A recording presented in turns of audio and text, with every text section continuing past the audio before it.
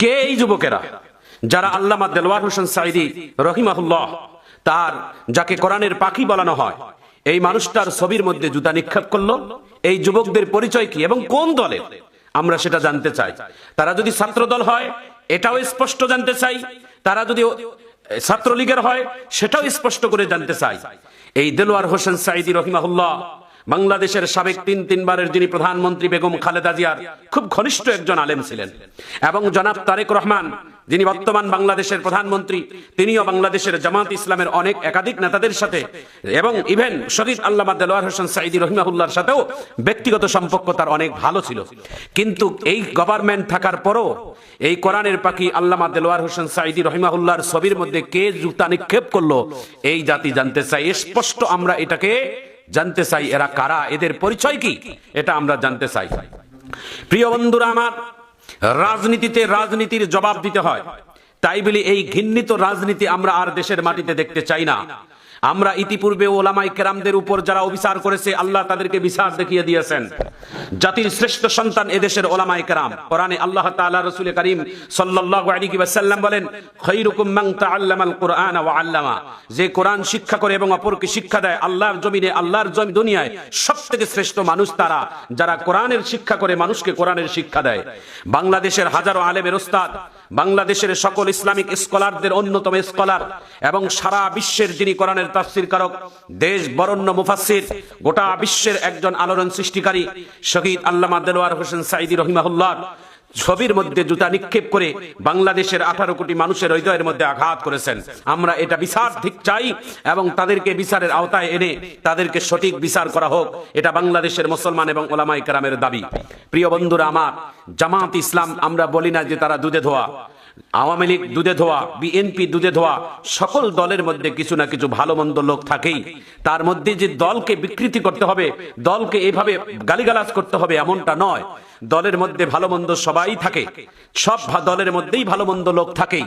প্রিয় বন্ধুরা আমার, একটি কথা স্পষ্ট জানিয়ে দিতে চাই, যারা এরকম ওলামায়ে কেরামদের শানে বেয়াদবি করে তাদের জন্মের ভিতরে ভেজাল আছে। কারণ আমাদের শ্রেষ্ঠ ইমামে আজম আবু হানিফা রহমতুল্লাহ আলাইহির একটা ছোট্ট ঘটনা আমার স্পষ্ট খেয়াল পড়ে গেল।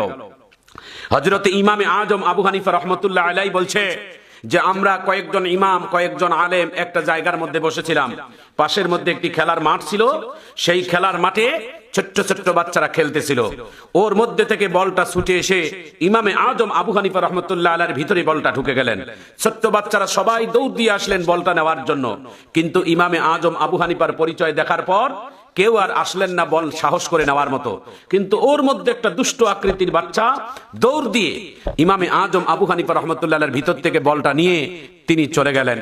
ইমামে আজম আবু হানিফা রহমতুল্লাহ আলাইহি পরবর্তীতে ওলামায়ে কেরামদেরকে বলছেন, যতগুলো এখানে ছেলে ছিল এই ছেলেটা আমার ভিতর থেকে বলটা বাহির করে নিল, তার মানে এই বাচ্চাটার জন্মের মধ্যে ভেজাল আছে। যারা জন্মের পরে যারা ওলামায়ে কেরাম, নায়েবে রাসূল, আল্লাহওয়ালা মানুষদের সাথে যারা খারাপ আচরণ করে তাদেরকে আল্লাহ তাআলা তাদের নবীর সাথে খারাপ আচরণ করার সমতুল্য বলেছেন। কারণ আল্লাহ রাসূল সাল্লাল্লাহু আলাইহি ওয়াসাল্লাম বলেন, আল উলামা ওয়ারাসাতুল আম্বিয়া ওয়া ইন্নাল আম্বিয়া আলাম ইউয়ারিসু দিনারান ওয়ালা দিরহামা। প্রিয় বন্ধুরা আমার, ওলামায়ে কেরামের শান মান নিয়ে যারা এরকম বেয়াদবি করে তাদেরকে তওবা করে নেওয়া দরকার। সমস্ত ওলামায়ে কেরাম যে খারাপ এমনটা নয়, কিছু আলেম আছে যাদের সম্মান আল্লাহ তাআলা আকাশ চুমরি করেছেন, যার মধ্যে বাংলাদেশের অন্যতম একজন জনপ্রিয় বক্তা ছিলেন শহীদ আল্লামা দেলওয়ার হোসেন সাঈদী রহিমাহুল্লাহ। প্রিয় বন্ধুরা আমার, আমি আপনাদের কাছে সকলের কাছে আমাদের আকুল আবেদন, রাজনীতি করেন মৃত্যু ব্যক্তিদেরকে বাদ দিয়ে করেন। জীবিত মানুষ বর্তমান বাংলাদেশে যা যা দরকার এগুলো নিয়ে রাজনীতি করেন। মৃত্যু ব্যক্তিরা দুনিয়া থেকে চলে গেছে, ওদেরকে আর নাড়ানাড়ি টানাটানি করার কোনো দরকার নেই। প্রিয় বন্ধুরা আমার, হযরতে ওলামায়ে কেরামের সম্মান কত আল্লাহ তাআলা কোরআনের মধ্যে বলেছেন, বিসমিল্লাহির রহমানির রহিম, ইন্নামা ইয়াখশাল্লাহা মিন ইবাদিহিল উলামা। আল্লাহ তাআলা সাধারণ মানুষদের মধ্যে থেকে ওলামায়ে কেরামেরা আল্লাহ তাআলা কে বেশি ভয় করে। এই জন্য আল্লাহ তাআলা কিয়ামতের ময়দানে আলেমদের জায়গা একটু আলাদা ভাবে করবেন। কিয়ামতের ময়দানে 4 শ্রেণীর মানুষকে আল্লাহ তাআলা বাছাই করে আলাদা করে রাখবেন, যার মধ্যে 1 নাম্বার হচ্ছে নবীদেরকে, 2 নাম্বার হলো সিদ্দিক, শহীদ।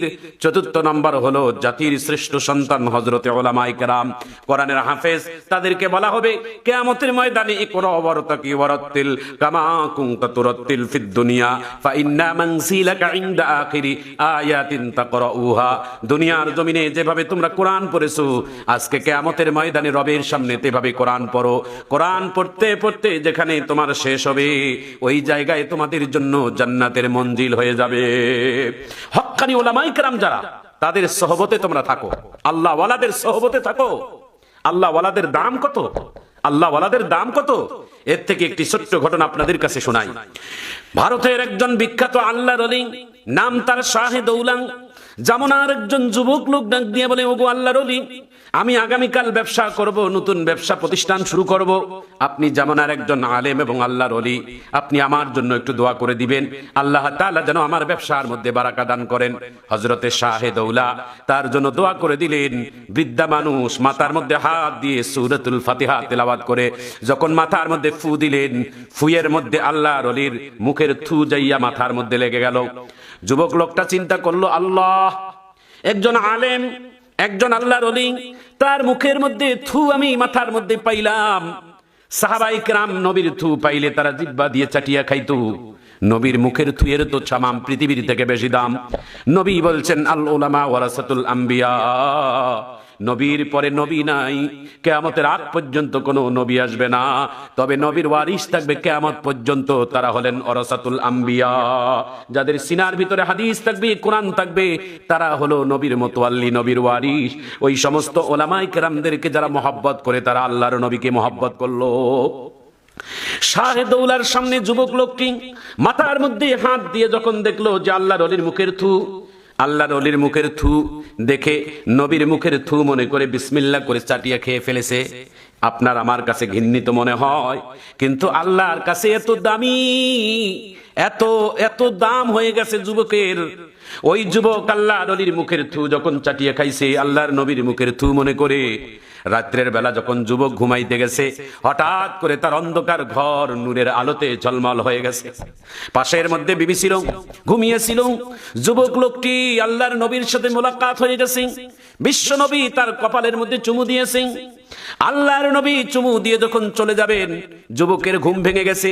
যুবক ঘুম থেকে উঠে বিছনায় হাউফাউ করে কান্দে।